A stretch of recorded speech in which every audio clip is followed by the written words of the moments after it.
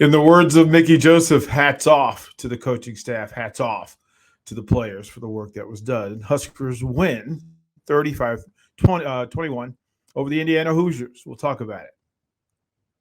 You are Locked On Huskers, your daily podcast on the Nebraska Cornhuskers, part of the Locked On Podcast Network, your team every day.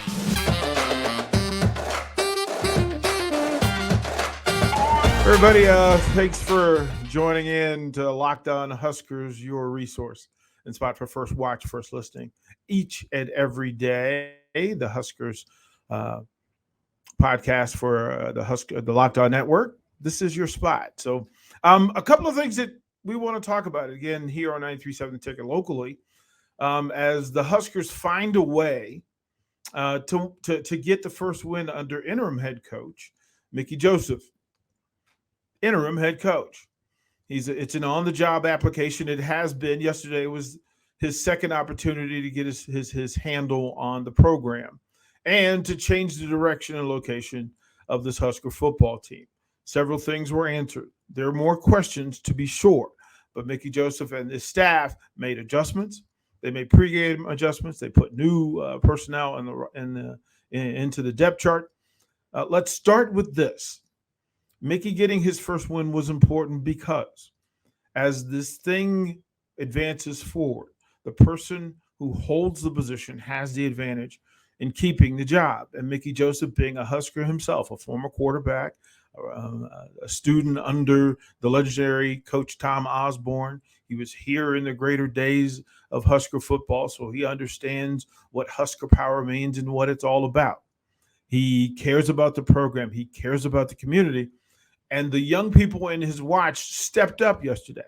That's a thing to talk about, that to see the student body raise in unison and chant the name Mickey, Mickey, Mickey. That 12th man, that Husker Nation that folks have talked about over the course of decades and decades, belonged strictly, firmly in the hands of Mickey Joseph yesterday. It was good to see this program and that building feel like the Mecca, football Mecca of old.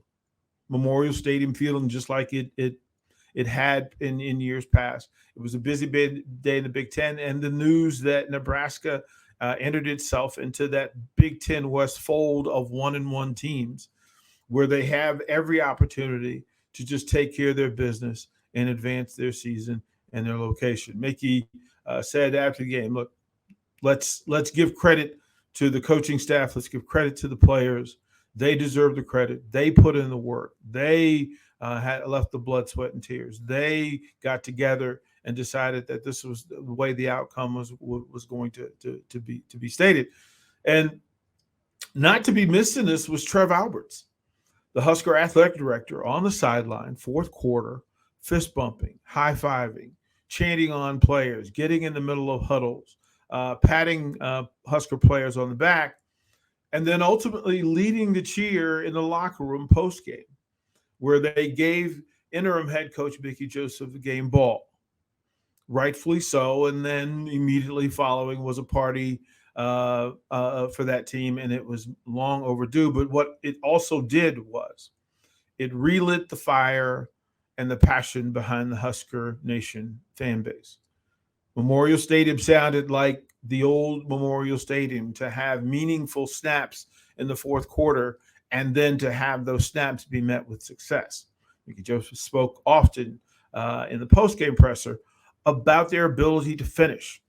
It is, in fact, the most difficult thing to do in all of sports, is to finish. And the Huskers figured out a way with a terrible finish to the first half, a 21-21 game, and then they regathered on the sideline. They made demands and commands of each other and said, look, let's go down and get a couple of scores. Let's put this thing away. It was a weird night at Memorial, to be true. But what Mickey Joseph allowed this team and franchise and program and fan base to do was to unite and get together loudly, proudly, and figure out a way to leave that building with some success. So 35-21 your score. The player of the game, you've got several options in this thing. It could have been Casey Thompson, who took hits and a bum shoulder, and he spoke in the postgame about how bad that shoulder was. Refocusing, being pulled for Chuba Purdy, and then having that nightmare happen where there's a sack, fumble, touchdown that could have ended previous Husker teams. But this group regathered and redirected, and going into halftime kind of down. You came out of the third quarter, had some opportunities. You had back-to-back penalties by Turner Corcoran. One was a punch that Corcoran said himself he didn't think that he actually punched the guy. He was just trying to get up. His helmet had slid over his eyes, and he couldn't see, so he put his fist down. But listen, it was what it was. He was ejected from the game. And in the past, those things would have ended any opportunity and right for Nebraska to feel like they could win said game. Except for last night, that was not the case. Last night, that was, in fact, not the case. They found a way. It could have been Chris Kolarvik and his punt block, the scoop and score by Hartzog.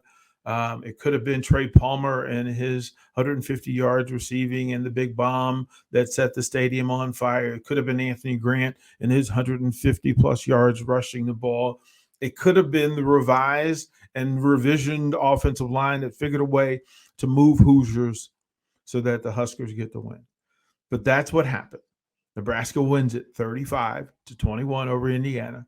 It is a short week, no time. They get 24 hours to celebrate and then back to work. They head to Piscataway, New Jersey on Friday to take on the Rutgers, who are coming off a physical beatdown from the Ohio State Buckeyes. But Friday night games, Friday night lights in Piscataway, New Jersey is no easy trip for the Huskers. But in the words that are familiar in this space in Lincoln, Nebraska, it is, in fact, a winnable game. And mark this down. The Huskers are playing in a meaningful football game at Rutgers on a Friday night in October. We'll cover it for you all week. We'll let you know what's happening here. We appreciate you joining us on Locked On Huskers, Locked On Huskers Now, and the Locked On Sports Network. We appreciate you. I'm DP. We'll talk to you tomorrow.